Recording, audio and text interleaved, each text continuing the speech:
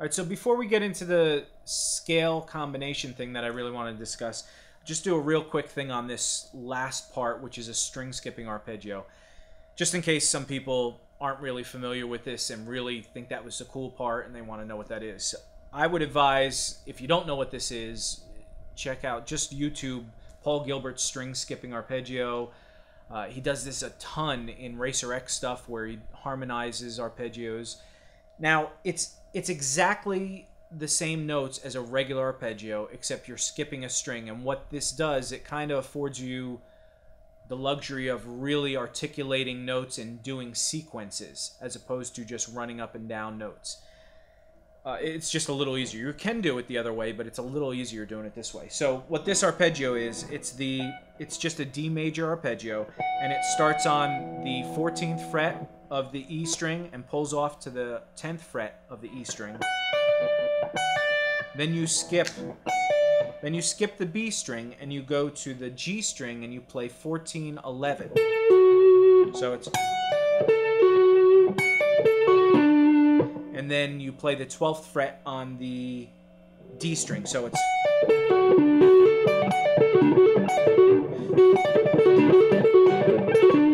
and then you can also play that A note on the A string. So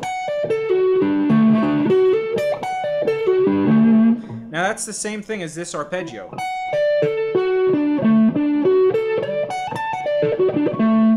But that's using one note per string.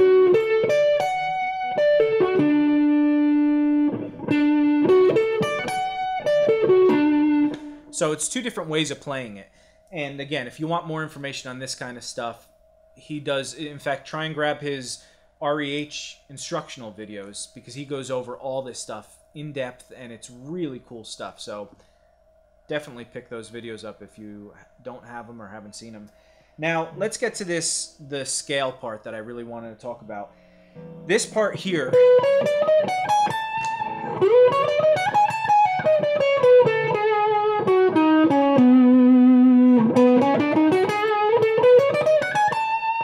is basically, you could think of it as one scale, or you can think of it with an extra note thrown in. It's actually an extra note thrown in and one note taken out.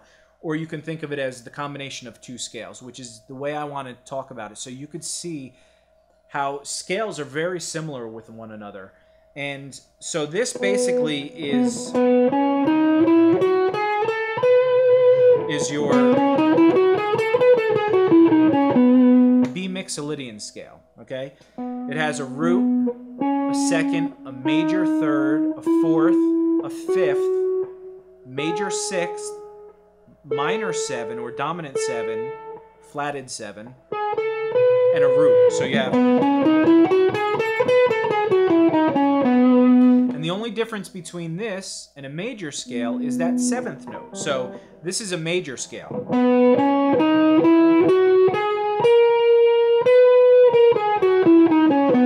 And this is a mixolydian scale.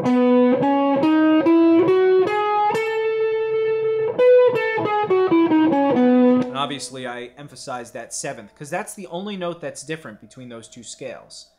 Now with a mixolydian scale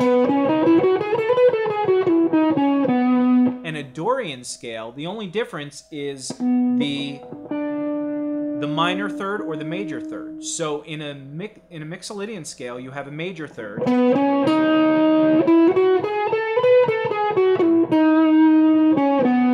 and in a Dorian scale, you have a minor third. So and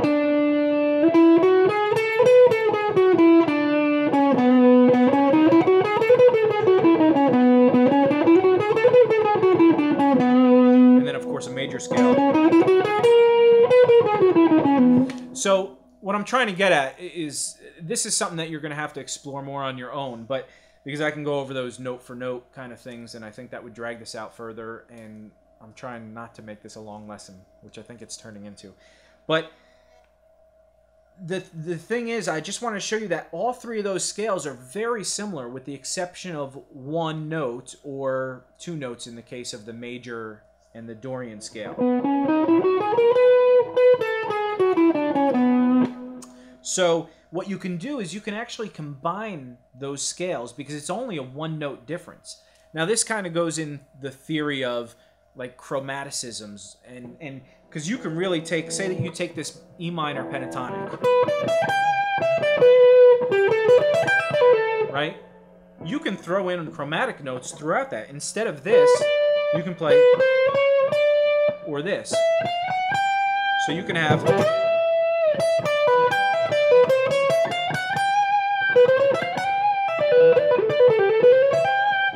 those are just, I'm just thinking of those as chromatic notes.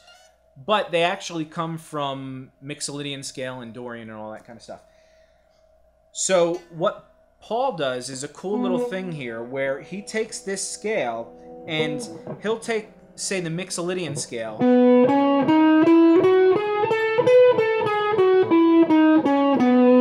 but he will add that minor third, which is part of the Dorian scale.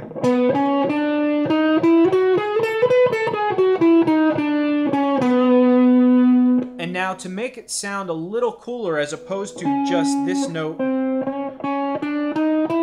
all four chromatic notes, you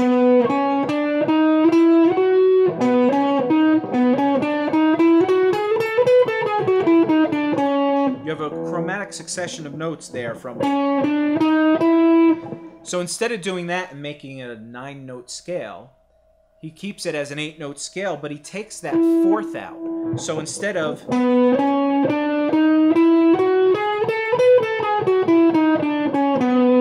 he eliminates this note.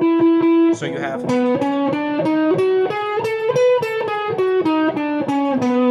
which sounds really hip. You have, and if you go up an octave, you have,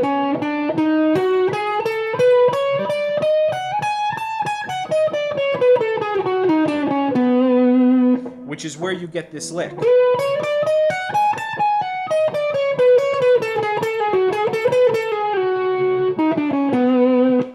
So that, and then if you added that fourth up here in the second octave, you'd have all four of these notes. Instead of 3 notes on that string, then you'd have, but it kind of sounds really cool throwing in that minor and major third, which is out of the Dorian and Mixolydian scale, and then taking out that fourth because it's not really a strong tone anyway. And this kind of also coincides with a lot of times, if you look at some of the other lessons that I've done, I'm always talking about minor, major third, flat 9, or sharp flat 5 or flat 5, which is your kind of your blues note.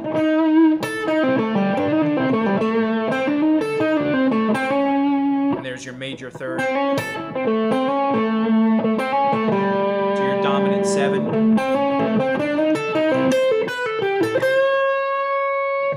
That's your major third. So I'm always talking about throwing in, taking the pentatonic scale and just throwing in a major third instead of the minor, or going back and forth between the two, or throwing in a flat 5, or.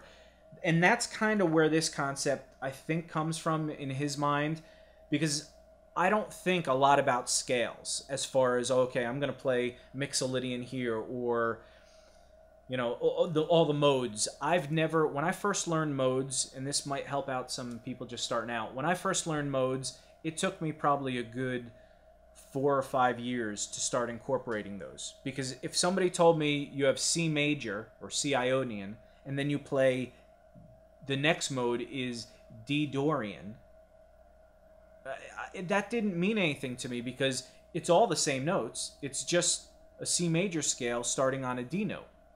And that just did not work for me. So for years, I never really thought in terms of scales and modes.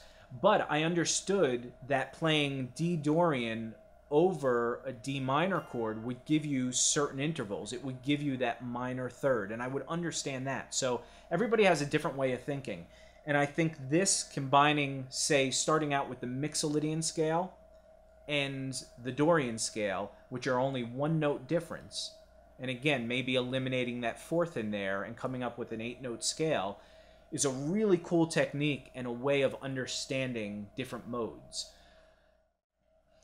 So I hope that made sense and it didn't get too crazy. I didn't want to dive into charts, and I may put up a few diagrams up here on those scales, but it's one of those things you're really going to have to play with and really experiment with to really understand it. And some people may be further along than others as far as, like I said, when I was introduced to modes, it took me forever to actually understand it. I mean, I knew what they were, but I didn't know how to use them and how to think about it and incorporate it in my playing.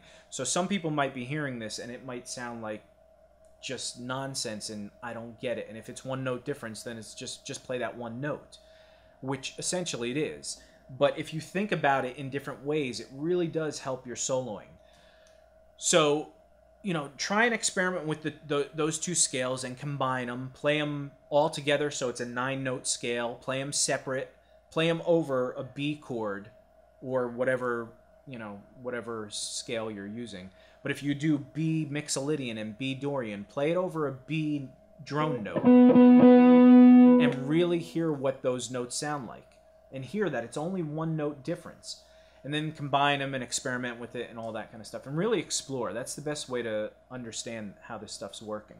But like I said, I really didn't want to dive into too heavy of a lesson on this. I just wanted to introduce the concept and show you where it comes from and what you can do. And you can do this again with pentatonic. Just introduce certain other notes and you'll start getting different tonalities. So, like I said, I really hope that helped because it helped me. This was actually the first time when I learned this. This was the first time I started understanding modes and how they actually work in soloing. So I hope you enjoy that, and I think I actually have one more thing I want to talk about, and we'll get to that in a second. But I hope you guys enjoyed that, and we'll move on to the next part. Thanks. All right, so real quickly, what I want to do is I just want to talk about one lick that's not in the solo. It's actually in between the rhythm parts that he plays, and I love this lick. I just think it's so cool because it's basically going in 3 different positions of the neck, and it's just phrasing real simple over an E major kind of groove. So this groove, the lick goes like this basically.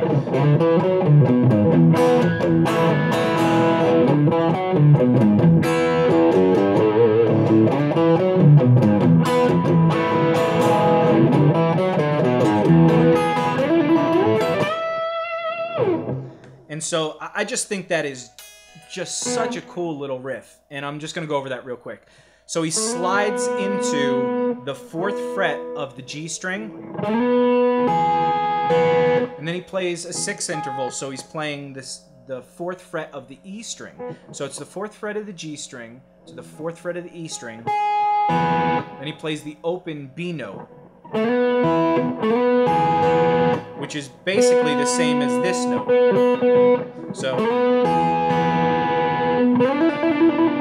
then he just slides up to the 7th fret of the G string and he hammers on and off to the 9th fret. And when he gets back to that note, he plays the open E string on the, of course, the E string. So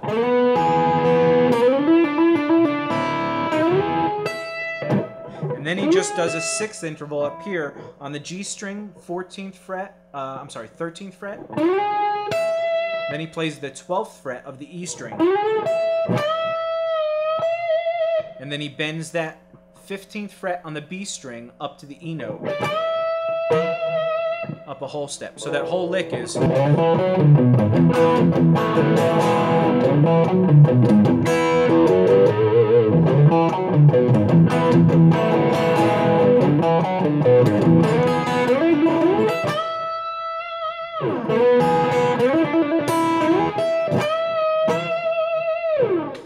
So anyway, I just thought that was a really cool riff because it's only using a few notes. It's just a 6th interval with the unison note, the 2 B notes. Then he's just hammering on one note, but he gets that open note in there. It just sounds so cool. And then he just does that typical little riff. But throwing in open notes is another thing we'll talk about at some other point. It's just really cool to find licks where you throw in open strings. It's kind of like a country kind of thing. But a lot of rock guys do it and fusion guys. Check out Don Mock for a lot of that kind of stuff. Steve Trovato mixes a lot of those kind of things. And obviously Paul Gilbert does in this. So I hope you enjoyed that. I just thought that was a cool little extra lick. It's one of my favorite riffs that he throws into rhythms. And he hasn't done that much. I've never seen that kind of riff except for in this song. But he will throw other kind of riffs in there that are really cool. But anyway, I hope you enjoyed this, and check out guitarbreakdown.com and keep coming back. If you like this stuff, please do subscribe to let us know that you really want to see more of these free lessons, and click the like button. That always helps too. And any comments are appreciated, good or bad. And I appreciate you guys watching this, so we'll see you on the next lesson. Thanks.